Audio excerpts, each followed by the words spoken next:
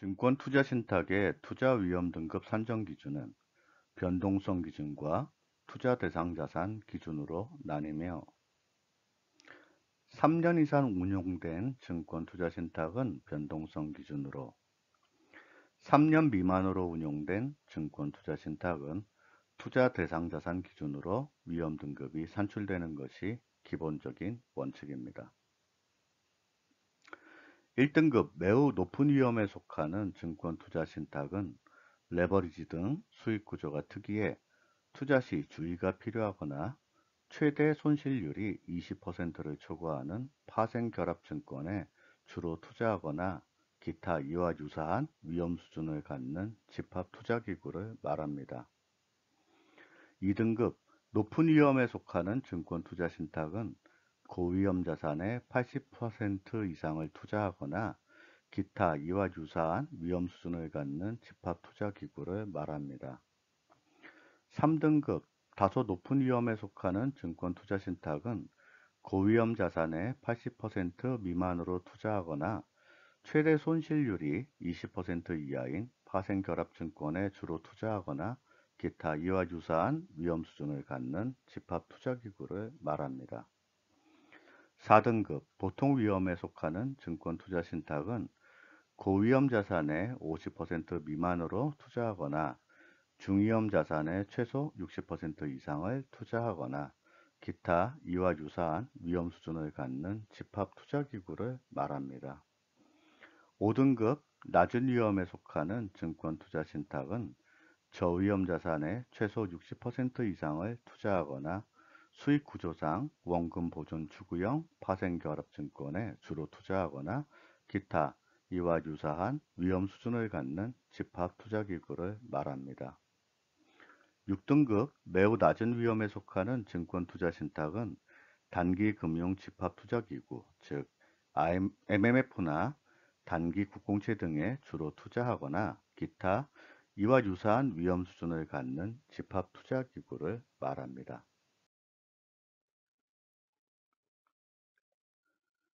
비교지수, 즉 벤치마크란 증권투자신탁 수익률이 좋은지 나쁜지를 적절히 평가하기 위한 기준입니다.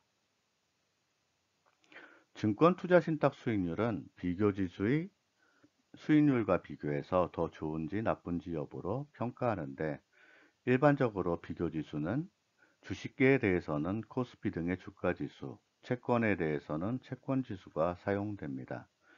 만약에 주식에만 투자하는 증권투자신탁이 10%의 성과를 달성했는데 같은 기간에 코스피 지수는 20% 상승했다면 증권투자신탁 수익률이 좋다고 할 수는 없을 것입니다.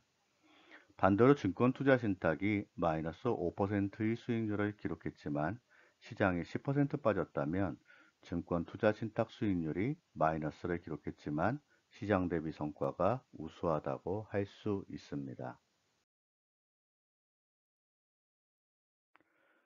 개인 투자자들의 상당수는 이익이 발생하면 좋은 증권 신탁이고 손해가 발생하면 나쁜 증권 신탁이라고 생각합니다.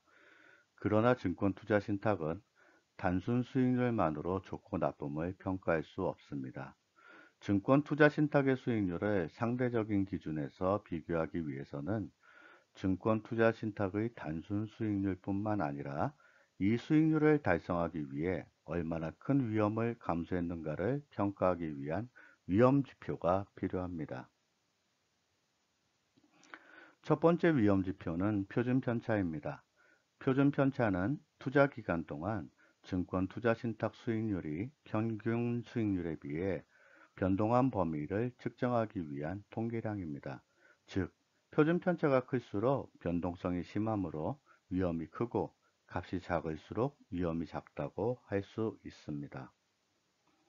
두 번째 위험 지표는 베타입니다. 베타는 해당 금융시장 변화에 대한 증권 투자 신탁 수익률의 민감도입니다. 예를 들어 코스피 지수가 1% 변할 때 증권 투자 신탁 수익률이 몇 퍼센트 변했는지를 나타냅니다. 즉, 베타가 1인 증권 투자 신탁은 코스피 지수와 평균적으로 동일한 방향으로 동일한 비율만큼 움직인다는 것을 의미합니다. 또한 베타가 1.5인 증권 투자 신탁은 시장 수익률이 1% 증가 또는 감소할 때 같은 방향으로 평균적으로 1.5% 증가 또는 감소한다고 할 수 있습니다. 세 번째 위험 지표는 결정계수입니다. 결정계수는 종속 변수의 분산 중 독립 변수 또는 설명 변수에 의해 설명되는 분산의 비율로 0에서 1까지의 값을 갖습니다.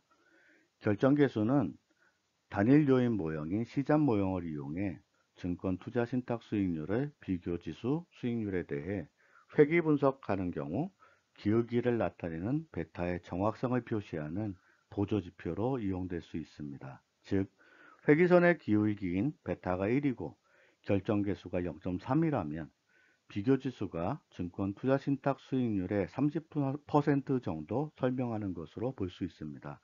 즉, 베타에 대한 신뢰도가 약 30% 정도 되는 것으로 이해할 수 있습니다. 네 번째 위험 지표는 트래킹 에러입니다. 트래킹 에러는 일정 기간 투자한 증권 투자 신탁 수익률이 비교지수 수익률에 비해 어느 정도의 차이를 보이는가를 측정하는 지표로 추적 오차라고도 합니다. 즉, 증권 투자 신탁의 기간 수익률과 이에 대응하는 비교지수 수익률과의 차이에 대한 변동성을 의미합니다. 다섯 번째 위험 지표는 샤프 지수입니다. 샤프 지수는 증권 투자 신탁의 위험 1단위에 대한 초과 수익의 정도를 나타내는 지표입니다. 즉, 1이라는 위험을 부담하는 대신 얻은 대가, 즉 초과 수익이 얼마인가를 측정하는 지표입니다. 따라서 샤프 지수가 높을수록 투자 성과가 성공적이라고 할 수 있습니다. 여섯 번째 위험 지표는 트레이너 지수입니다. 트레이너 지수는 증권 투자 신탁의 체계적 위험 한 단위당 무위험 초과 수익률을 나타내는 지표입니다. 샤프 지수는 무위험 초과 수익에 기여하는 증권 투자 신탁의 위험으로 총 위험인 표준 편차를 사용한 반면 트레이너 지수는 분산 투자가 가능한 경우 비체계적 위험은 투자 수익에 기여할 수 없으며 체계적 위험만이 초과 수익에 기여한다는 관점에서 증권 투자 신탁의 위험으로 체계적인 위험 및 베타를 사용합니다. 일곱 번째 위험 지표는 젠센의 알파입니다. 젠센의 알파는 증권 투자 신탁 수익률이 균형 상태에서의 수익률보다 얼마나 높은지를 나타내는 지표입니다. 즉, 증권 투자 신탁 수익률에서 적정 또는 기대 수익률을 뺀 값을 의미합니다. 따라서 젠센의 알파는 클수록 성공적인 투자 성과를 나타내는 것입니다. 여덟 번째 위험 지표는 정보 비율입니다. 정보 비율은 적극적인 투자 활동의 결과 나타나는 초과 수익률과 적극적인 활동에 따른 수익률의 표준 편차의 비율을 말합니다. 정보 비율이 높을수록 더 좋은 투자 활동으로 판단합니다.